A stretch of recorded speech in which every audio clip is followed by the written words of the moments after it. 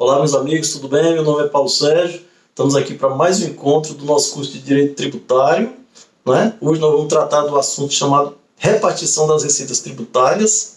E na semana passada, na semana anterior, no nosso último encontro, nós tivemos o assunto chamado competência tributária, que é a competência tributária, é a outorga, é a permissão, é a habilitação, é a autorização para que a Constituição dá para que os entes federativos, União, Estados, Distrito Federal e municípios possam criar, instituir, cobrar e majorar tributos, ok? Sendo que temos também como realidade do nosso país de que boa parte dos estados, boa parte dos municípios, nós somos sabedores disso, né? Eles têm um desequilíbrio grande no seu caixa em razão de quê? Em razão de que a receita dos estados, do município, da União é o quê? É vinda da cobrança dos tributos. Então, esses entes, estados e os municípios, eles não são autossuficientes porque os tributos que eles cobram, essa arrecadação é muito aquém, é muito baixa quando comparada com as suas despesas. Então, há sim uma cobrança das receitas desse tamanho e a arrecadação, a arrecadação desse tamanho pequenininha e a despesa bem grandona. Então, há esse desequilíbrio de caixa. Pensando nisso, a Constituição já trouxe em seu texto, lá no artigo 153, parágrafo 5º, artigo 157, artigo 158 e artigo 159, a obrigatoriedade de transferência de parte da arrecadação de tributos da União e de tributos dos estados para os municípios. Em que condições? A saber, primeiro, só para deixar claro aqui de que essa autorização que está prevista nesse artigo, essa obrigatoriedade dessa transferência, ela faz menção tão somente à espécie tributária chamada impostos. Muita gente confunde ainda impostos com tributos. E a gente vai estar tratando desse assunto, dessa classificação no nosso próximo encontro, né? Então, só para ser bem breve, o Código Tributário Nacional, que é uma lei de 1966, traz em seu artigo 5º a divisão dos tributos em 3 espécies: impostos, taxa e contribuição de minorias. Logo em seguida, em 1988, a Constituição trouxe uma nova classificação com outras espécies tributárias, mas a gente vai estar tratando desse assunto no nosso próximo encontro. Pois vamos começar então com o artigo 153, que é o artigo que trata da outorga da Constituição para que a União possa cobrar os seguintes impostos. E aí tem lá elencando vários impostos. Lá no seu parágrafo 5º, diz bem claro assim: o ouro, quando definido em lei como ativo financeiro, está sujeito à incidência do IOF, que é um imposto federal, é um imposto da União, imposto sobre operações de crédito, câmbio e seguros, sendo que a alíquota desse imposto nessa situação ela é de no mínimo 1%. E o produto dessa arrecadação, essa transferência, ela vai ser transferida para os estados de origem na razão de 30%. Então, aquele ouro foi explorado, originou daquele estado, ele recebe 30% do produto da arrecadação do IOF quando o ouro for para a destinação de ativo financeiro. E para os municípios de origem, onde o ouro foi originado, 70% da arrecadação desse imposto. Tá? Lembrando que a gente não pode confundir o ouro mercadoria, o ouro destinado à produção ou comercialização, né, para o ouro definido em lei como ativo financeiro. A lei 7766 de 89, me permita que eu vou estar lendo para vocês, ela fala no seu artigo 1º a definição de ouro como ativo financeiro. Qual seja, o ouro em qualquer estado de pureza, em bruto ou refinado, quando destinado ao mercado financeiro ou à execução da política cambial, em operações realizadas com a interveniência de instituições integrantes do sistema financeiro nacional, leia-se bancos, na forma e considerações autorizadas pelo Banco Central do Brasil, será desde a extração, inclusive, considerado ativo financeiro ou instrumento cambial. Então, não deve se confundir esse ouro que já é extraído com o objetivo de ser constituído como ativo financeiro, isso quando contratado previamente já pelas instituições financeiras nesse sentido, né? Ele já passa desde a extração a ser tributado com esse imposto chamado IOF. E o produto dessa arrecadação para o estado de origem vai 30%, estado ou Distrito Federal, né? E para o município de origem vai 70%. O artigo 158, o artigo 157, que vem logo na sequência do próximo artigo que trata da repartição das receitas, ele trata do seguinte: pertence aos estados e Distrito Federal. Aí vem lá, 100% do imposto de renda retido na fonte, né, dos rendimentos pagos a qualquer título. Por quem? Pelos estados ou Distrito Federal, suas autarquias e fundações. Então vamos dar um exemplo aqui. Servidor público, trabalha lá, tem uma renda e é tributado pelo imposto de renda, e aí o Estado vai pagar essa remuneração dele, ele retém o imposto de renda. Só que o imposto de renda ele é um imposto da União, ele é um imposto federal. Mas como o Estado ou o Distrito Federal está pagando, ele deveria, a rigor, reter e repassar para a União. Reter como fonte pagadora, porque nós sabemos que a lei tributária manda que as fontes pagadoras de serviços, né, façam a retenção de alguns tributos, né, e repassem para os respectivos entes que detêm a titularidade desse tributo. No caso do imposto de renda, vamos falar aqui de uma empresa privada. Se você ganha um salário que esteja, quando aplicado na tabela, ele vai incidir o imposto de renda, então vamos supor que a pessoa ganha 5 mil reais, né, como salário, um empregado privado, ganha 5 mil reais. A empresa empregadora ela é obrigada por lei a reter esse imposto de renda e a recolher aos cofres públicos, no caso da União, porque o imposto de renda é um imposto federal. Então, no caso do Estado, quando ele paga essa renda, por exemplo, aos seus servidores, ou quando ele está pagando às empresas prestadoras de serviço que prestam serviço a eles, estados, no momento do pagamento, ele, Estado, o autarquias e fundações, ele é obrigado a fazer essa retenção. Sendo que, mesmo sendo um imposto federal, um imposto da União, eles não repassam para a União. Por quê? Porque aqui no artigo 157 está dizendo que 100% do imposto de renda sobre os rendimentos pagos a qualquer título, pelos estados, Distrito Federal, suas autarquias e fundações, ela pertence a esses entes, pertence aos estados. Então, não há o repasse para a União para depois a União devolver. Tá? E, além disso, 20% do produto da arrecadação do imposto residual. E ainda tem mais esse imposto residual, pessoal, porque no artigo 153 da Constituição, lá está elencado de que a União pode criar, instituir e majorar até 7 impostos. 7 impostos. Sendo que o artigo 154 que vem a seguir diz: a União também poderá instituir e cobrar os tributos, desde que não elencados lá no artigo 153, que é o artigo anterior, e nem também sejam não cumulativos e não tenham fato gerador e base de cálculo próprio dos tributos já relacionados nessa Constituição. Porque senão, imagina só, a Constituição está assim: rapaz, você sabe uma coisa? Eu estou com pouco dinheiro, eu vou então começar a tributar também os proprietários de veículos. Sendo que a propriedade dos veículos é de competência dos estados, que é cobrada através do IPVA. Então a União ela não pode estar criando nenhum outro imposto, né, que tenha o mesmo fato gerador. Qual é o fato gerador? A propriedade do veículo.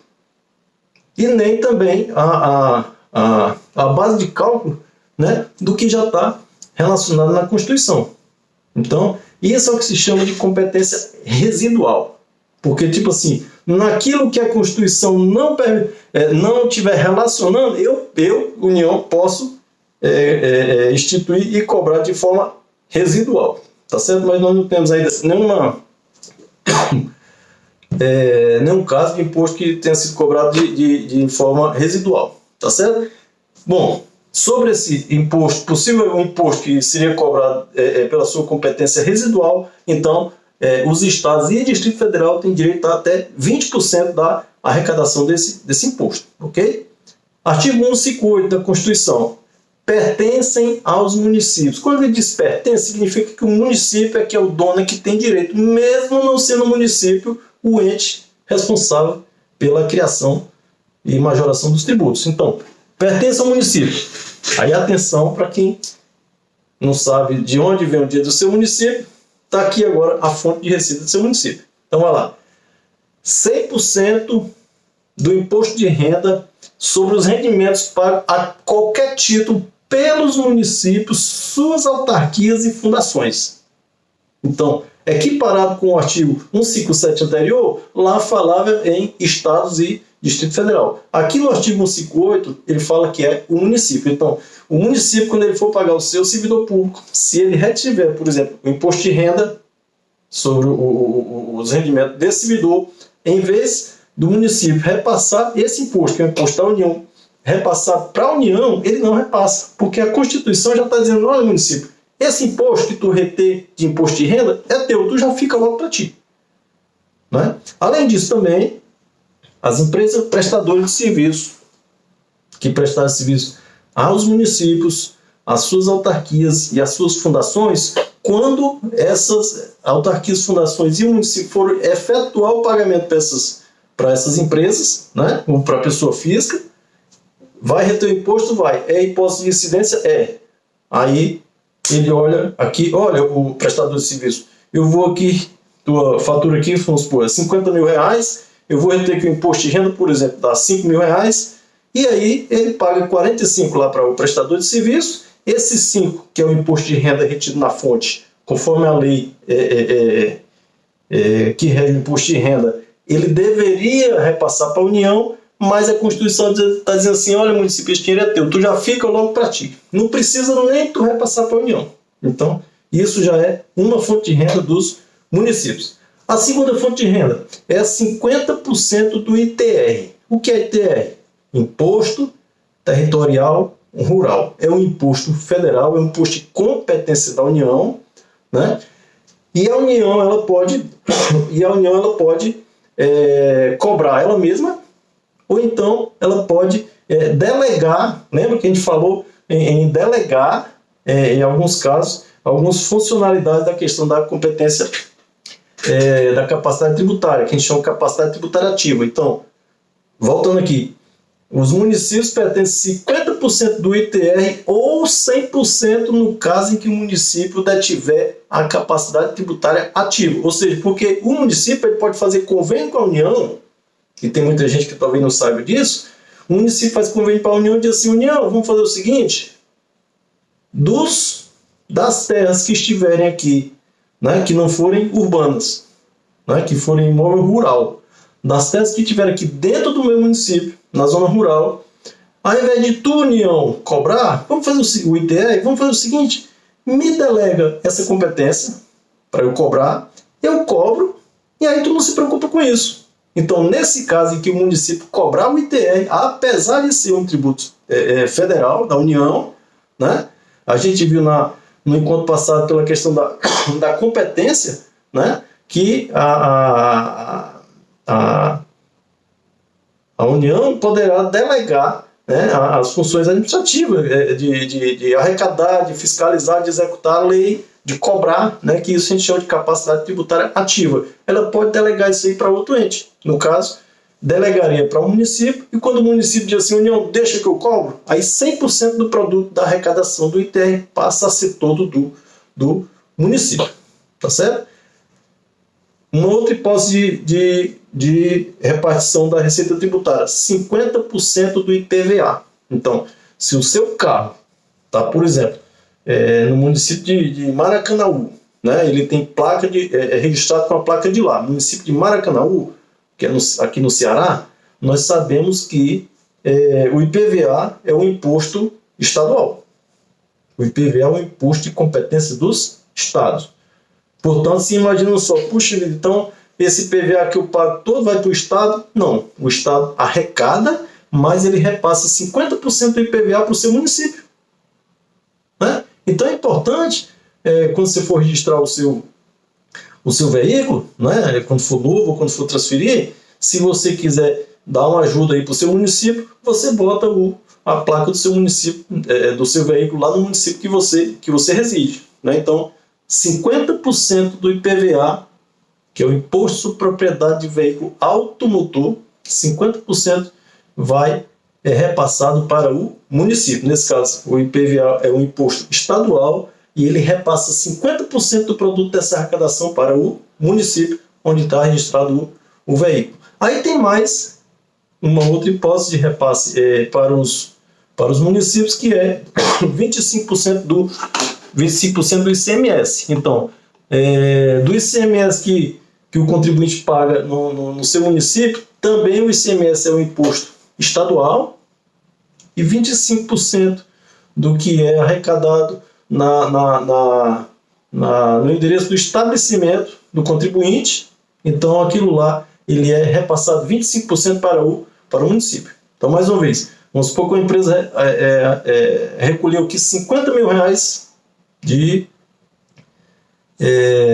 ICMS. Tá? Vamos supor que seja no município aqui de Niterói. Niterói, que é no Rio de Janeiro. Né? Então, a empresa está sediada no município de Niterói, no Rio de Janeiro, e aí, quando apura o imposto a pagar, o ICMS dá R$50 mil. Tá certo? Desses R$50 mil, que é o imposto estadual que deveria ir para o estado do Rio de Janeiro, na verdade, ele até vai para o estado pela arrecadação. O estado recebe e aí repassa para o município 25% do produto da arrecadação do ICMS. Nesse caso, é uma repartição de receita tributária do estado para o município. Tá certo? Outra condição que também vem a favorecer mais também os municípios e vem também até a fomentar a questão do FPM, que é o Fundo de Participação do Município, e o FPE, Fundo de Participação dos Estados, né? Muita gente não sabe de onde é que vem esse dinheiro e a União manda quanto quer. Não é quanto quer. Tudo isso aqui está na Constituição. Né? E agora nós vamos tratar do artigo 159 da Constituição, que fala sobre a questão da repartição do produto da arrecadação do imposto de renda e do IPI, 49% da soma da arrecadação desses tributos. Né? Então, são entregues 49% da arrecadação da seguinte forma. Aí, quem quiser anotar, anota aí no caderninho. Ó, de que forma? Bom, 49% da arrecadação do imposto de renda, que é o imposto da União, e do IPI, Imposto sobre Produto Industrializado, que é também o imposto da União, junta tudo, 49% disso é repassado pela União. Né? De que forma? 21,5% vai para o FPE, Fundo de Participação dos Estados e também Distrito Federal. 22,5% vai para o FPM, Fundo de Participação do Município, está aí o dia do seu município. Né? Você pode fiscalizar e ver quanto é que está recebendo e o que está aplicando. Ok? Vai também 3% para aplicação em programa de financiamento do setor produtivo. Né? Então, quer dizer, a União, nesse caso, ele destina 3% disso aí para financiar a produção agrícola. Tá certo? Também vai mais 1% para o FPM, a ser pago até o 1º de dezembro, ou seja, até o dia 10 de dezembro de cada ano. Mais 1% também para o FPM, municípios, né, a ser pago até o dia 10 do mês 7, até o dia 10 do mês de julho de cada ano. Né? E nos incisos 2 e 3 do artigo 159, ele trata do seguinte, que além disso, 10% da arrecadação do IPI será repassado aos estados e Distrito Federal proporcionalmente à exportação dos seus produtos industrializados. Qual é a ideia disso? É dizer, estados, Distrito Federal, vamos produzir e incentivar a exportação, porque se as empresas que estão instaladas no teu território, né, além delas industrializarem, elas também exportarem, eu vou te dar 10% desse IPI. É isso que a União está dizendo para os estados, tá certo? E também do produto de 29% da arrecadação da CID, que é a Contribuição sobre Intervenção no Domínio Econômico. Para quem não sabe, é essa tributo que incide, por exemplo, sobre os combustíveis. Né? Então, é um tributo é um monopólio da União, né? E aí está dizendo que 29% da arrecadação da CID será repassada aos estados e distritos federais, destinada aqui ao financiamento de infraestrutura para a construção de transporte, tá certo? De rodovias, etc. Ok? Então são essas as repartições. São, mais uma vez, eu até recomendo você ler, para que você possa ter uma ciência melhor e fixar melhor na sua mente. artigo 153, parágrafo 5º da Constituição Federal, artigo 157, 158 e 159. Só que tem um detalhezinho. Lá está dizendo que a União é obrigada a repassar. Aliás, a União não, os Estados e a União, eles são obrigados a repassar, eles não podem reter. E podem, na seguinte condição. Aí você vai lá para o artigo 160 da Constituição, que prevê a retenção nos seguintes casos. Primeiro caso é se o ente credor, se o ente que vai receber esse recurso, por exemplo, o município que vai receber recurso do Estado, se o município ou suas autarquias tiverem devendo ao Estado, aí o Estado diz assim: ei, município, eu não vou te repassar esse dinheiro, não. Como é que eu vou repassar dinheiro para ti se tu está me devendo? Então, nesse caso, o ente repassador, o que vai repassar, ele pode reter esses recursos. Ok? E a segunda condição é desde que não esteja sendo aplicada o percentual mínimo que está previsto no artigo 198 da Constituição, que é uma forma de apuração lá que tem para aplicação na saúde. Então, antes de receber esses recursos, né, tanto os municípios quanto os estados, eles têm que comprovar de que esse percentual de aplicação dos recursos lá na saúde está sendo aplicado. Né? É uma aplicação que ela é obrigatória e ela é também anual, tá certo? E tem um mínimo que ela tem que aplicar conforme a apuração que tá lá na Constituição. Bom, por enquanto é só. Eu queria já deixar aqui, já para o próximo encontro, a gente vai tratar de um pouquinho ainda da competência tributária, que é a questão do exercício. O que é o exercício? Como vai exercitar essa competência, né? Que lá nós vimos no encontro passado que se trata desse exercício através necessariamente de lei, né? E também nós vamos tratar no próximo encontro das espécies de tributos, né? Aí a gente vai ver o que é imposto, contribuição, taxa, contribuição de melhoria, empréstimo compulsório e por aí vai. Ok? Muito obrigado pela atenção. Dá um like, dá um compartilhar, dá um siga, dá um legal, dá o que você quiser dá um sorriso, né? E a gente vai estar se encontrando aqui, se Deus quiser, no próximo encontro, que hoje é quarta-feira, hoje são dia 27 de maio de 2020, e a gente vai estar se encontrando, se Deus quiser, até a próxima sexta-feira, dia 29. Eu sempre faço minhas gravações aqui já no período final da noite, mas vou estar disponibilizando para vocês aqui. E indique os seus amigos para que possam estar seguindo aqui a nossa página aqui no Instagram, né? Isso é um assunto que interessa a você, mas você como pessoa física, você como cidadão, você como também empresário. Eu tenho certeza que você tem muitos amigos que gostariam também de tomar conhecimento desse assunto. Tá bom? Obrigado, pessoal. Valeu. Um grande abraço para vocês. Tchau.